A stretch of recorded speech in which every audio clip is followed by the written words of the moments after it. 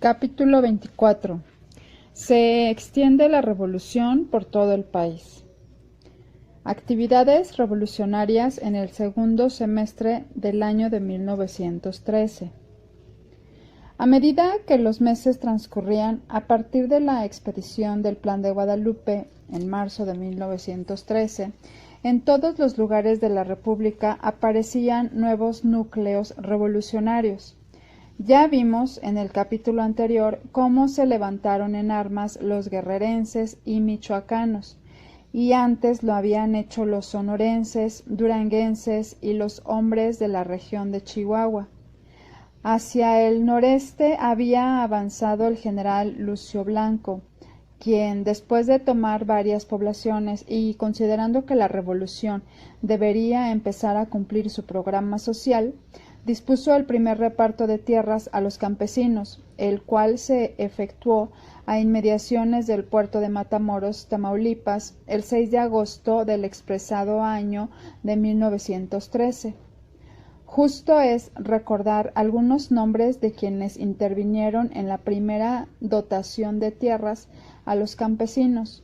Aquellos fueron Lucio Blanco, Vicente Segura, el torero convertido en revolucionario, Andrés Saucedo, Emiliano P. Nafarrete, después compañero mío en el Congreso Constituyente de Querétaro, así como Francisco J. Mújica, Silvino M. García, Juan Barragán, Jesús Garza, Silvino M. González, amigo mío, que aún vive, Alberto Fuentes Dávila, Gregorio Morales Sánchez, Gabriel Gavira y otros muchos que, llenos de entusiasmo, comprendían desde entonces que la revolución no solamente es la destrucción violenta de los viejos regímenes, sino la estructuración de nuevas formas de vida social y económica. Muchos de aquellos hombres han visto posteriormente realizarse su pensamiento inicial. Ataque y toma de Torreón. El 1 de octubre, la que sería famosa División del Norte, al mando del presidente Francisco Villa, atacó con denuedo y tomó después de sangriento combate la importante plaza de Torreón, Coahuila. Viaje del señor Carranza a Sonora. Una verdadera hazaña, digna de perpetuarse en los fastos históricos, fue la expedición que el primer jefe de la revolución, don Venustiano Carranza, acompañado de sus más fieles soldados, realizó desde Coahuila hasta Sonora, atravesando la República de oriente a poniente. La presencia del primer jefe en aquellos lejanos lugares resolvió, por lo pronto, el conflicto que se había presentado entre el gobernador José María Maytorena y los revolucionarios. Dio ánimo para seguir la lucha y, rodeado de las mayores seguridades, pudo organizar su gobierno. Disolución de la Cámara de Diputados. Las medidas de rigor se habían extremado por parte del gobierno usurpador de Victoriano Huerta. En Tlalnepantla había sido asesinado por los esbirros el diputado Serapio Rendón el 22 de agosto. En la estación de Lechería igualmente se había sacrificado al periodista Solón Argüello el 29 de agosto. En Juchitán, Oaxaca, había sido fusilado por orden del secretario de Gobernación el diputado Adolfo Gurrión el 13 de agosto. Y el 7 de octubre fue asesinado en el Panteón de Coyoacán por disposición del secretario de Gobernación, doctor Aureliano Urrutia, el senador y doctor Belisario Domínguez. Estos hechos escandalosos movieron a los diputados del llamado Grupo Renovador, antiguos partidarios de Madero, a pedir al gobierno una explicación de su escandaloso y criminal proceder. Pero el gobierno, lejos de atender a la justa demanda de la Cámara de Diputados, dio orden de que fueran reducidos a prisión en la penitenciaría del Distrito Federal 80 y tantos diputados. Debemos hacer la aclaración que entre los renovadores y maderistas encarcelaron también a muchos diputados que habían sido cómplices de Huerta en la traición y el crimen, pero que ya, como los ladrones, se habían disgustado a la hora del reparto del botín. Tales diputados eran, por ejemplo, Rodolfo Reyes, el hijo de don Bernardo, el profesor Abraham Castellanos, el licenciado Jorge Vera Estañol y hasta uno del Partido Católico, el licenciado don José Mariano Sánchez Pontón. Algunos diputados fueron liberados 1 o 2 meses después, pero otros permanecieron hasta el siguiente año. Este hecho escandaloso acabó de desprestigiar al ya entonces apodado Chacal Victoriano Huerta. Continúa más fuerte la lucha. El general Pablo González, jefe de la División del Noreste, tomó la plaza de Monterrey, derrotando a los federales que la defendían el 28 de octubre, después de varios días de combate, pero no pudiendo conservar dicha plaza, optó por abandonarla. El general Ramón F. Iturbe tomó la plaza de Navolato, Sinaloa, el 5 de noviembre de 1913. En el mismo estado y el día 7 del propio mes, el general revolucionario Lucio Blanco tomó la plaza de Altata, que también es puerto en el Océano Pacífico.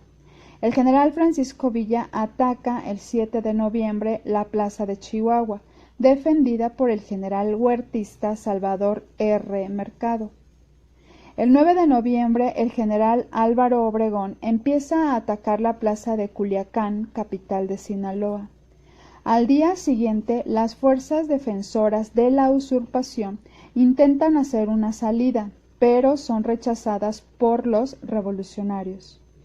El día 11, las fuerzas federales intentan desembarcar en el puerto de Altata, pero los revolucionarios, posesionados del puerto, los obligan a reembarcarse. El día 11 de noviembre, las fuerzas del general Álvaro Obregón libran un fuerte combate en torno de Culiacán.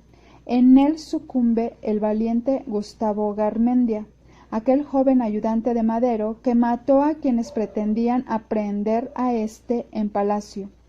Siguen los combates frente a Culiacán. El día 13, el general don Manuel M. Diegues da una terrible batida a los federales que se escapan de la plaza. 2 plazas importantes caen en esos días. Ciudad Juárez es tomada por Francisco Villa, el Centauro del Norte, como le llaman sus admiradores, y la plaza de Ciudad Victoria la toma el general revolucionario Luis Caballero. Tales hechos tienen lugar respectivamente los días 16 y 18 de noviembre de 1913. Famoso combate se libró en Tierra Blanca, Coahuila, el día 25 de noviembre. El triunfo estuvo de parte de Villa en contra del antes revolucionario y ahora unido a los traidores José Inés Salazar. Este perdió en el combate más de 1000 hombres. El día 9 de diciembre, tras una lucha intensa, recupera Villa la plaza de Torreón, Coahuila, luchando denodadamente. El día 1 de enero de 1914, los generales Pánfilo Natera y Toribio Ortega libran la batalla de Ojinaga, Chihuahua, en contra del general huertista Salvador R. Mercado, que había salido de la ciudad de Chihuahua con todas las fuerzas de que disponía. Estos generales lo batieron y el 10 del propio mes los pelones, como les llamaban también a los federales huertistas, abandonaron la plaza, pasándose a los Estados Unidos, en donde fueron reducidos a prisión por las fuerzas norteamericanas, quienes los internaron en la prisión de Fort Bliss. Se libra el día 24 de marzo de 1914 la gran batalla de Torreón, mandando en jefe el general Villa, en contra de lo más granado de los militares de Victoriano Huerta. La lucha tiene terribles episodios y dura varios días, hasta que el 2 de abril cae la plaza definitivamente. Este fue un gran triunfo de la División del Norte. Intervención norteamericana. El puerto de Tampico se encontraba en poder de las fuerzas huertistas todavía en el mes de abril del año de 1914. El gobierno norteamericano tenía buques de guerra, según decía, para proteger a sus nacionales. Unos marinos ebrios que andaban en el puerto pasaron por una zona que el comandante de la plaza había prohibido transitar, y por ello fueron detenidos. Este hecho indignó al jefe gringo y trató de obligar al militar mexicano a que saludara al pabellón de las barras y las estrellas con una salva de 21 cañonazos. Lógicamente se rehusó el mexicano, pues era una humillación indebida. Este fue el principio del conflicto. Entretanto, en Veracruz se presentaba otro problema. El vapor alemán Ipiranga estaba en la bahía, según se dijo, con un cargamento de armas para el gobierno huertista, y el contraalmirante Fletcher, jefe de la escuadra norteamericana, desembarcó a sus tropas. Después lo explicó, para evitar el desembarco de las armas destinadas al servicio de Huerta. El pueblo de Veracruz opuso una heroica resistencia al desembarco de los invasores estadounidenses, pues las tropas huertistas abandonaron el puerto. Los alumnos de la escuela naval se portaron con extraordinario heroísmo, lucharon para impedir la profanación de la patria. Al lado de los jóvenes cadetes se encontraba el pueblo, el sufrido pueblo, que es la eterna víctima en las contiendas de los poderosos. Murieron cubiertos de gloria los cadetes José Azueta y Virgilio Uribe. El cadete Alacio Pérez, con solo 10 hombres del 19 Batallón de Infantería, estuvo haciendo retroceder a los invasores. En esta vez, como en otras muchas, la fuerza dominó a la razón y al día siguiente, 22 de abril, el contraalmirante Fletcher ocupó la ciudad. El ayuntamiento se disolvió y sufrimos una vez más la bota del tío Sam profanando el suelo de México.